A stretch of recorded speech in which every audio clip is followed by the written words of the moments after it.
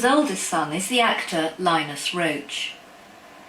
I do remember the first time I realised how famous he was.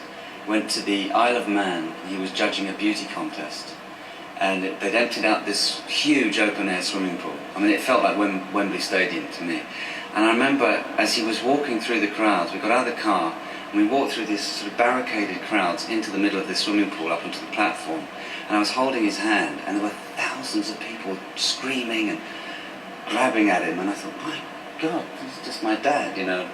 So I remember that was the first time I realised just how popular he was. Anyway, it's you were meant to. So when you were playing the part of Peter, what was your father like to act with?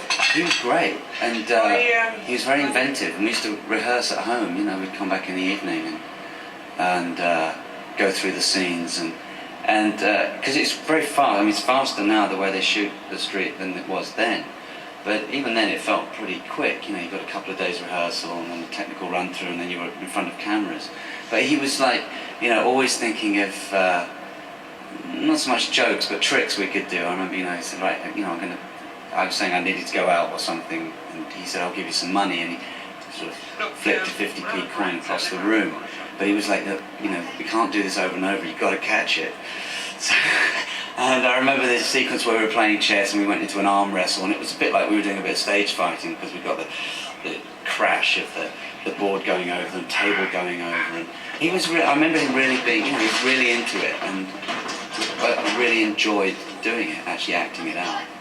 It was a really great time. I really remember it very vividly. It was the beginning of my professional career. He's had the sort of acting career I would have loved to have had. I say had, he's still in the middle of his, but he went to good drama school, Central. He then went to National Theatre, done a lot of classical plays, a lot of Shakespeare.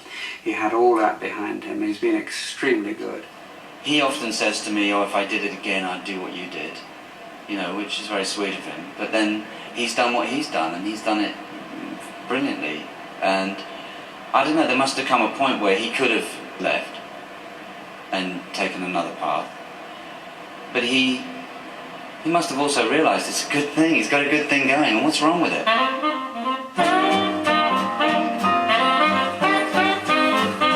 Now what is all this stuff? Why do you have to play millions of roles?